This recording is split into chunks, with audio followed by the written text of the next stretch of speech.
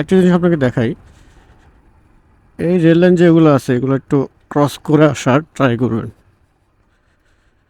Cross করে আসলে হয় কি, আমাদের যাদের ছোট চাকা আছে, তো হয় কি যখন আমরা সোজাসুজিভাবে এটা যাওয়ার ট্রাই করি, তো চাকা স্কিড করে। স্কিড করলে তো পরিণতি কী হয় আমার থেকে বলার প্রয়োজন নেই, সেটা সবাই জানেন। যেমন সামনে আরেকটা আসছে, সেম কাজ আমি মিরর দেখলাম, দেখে হালকা একটু অ্যাঙ্গেল করে বের হলাম, কারণ সরে যাবেন তো বিপত্তি বাঁধবে, আর বিপদের কোনো হাত পা নাই, কোন সময় আসবে বা না সে বলবেও না। সবার আগে করবেন কি, মিররটা দেখবেন, কারণ পিছনে কোনো গাড়ি আছে কি না।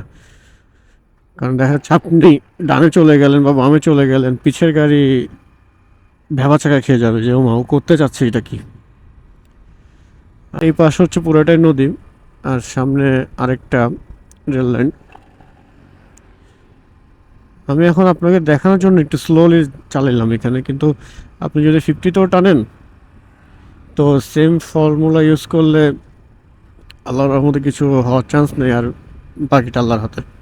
আর সামনেরটা হচ্ছে লাস্ট রেল লাইন, এই যে শেষ, এরপরে আর রেল লাইন নেই।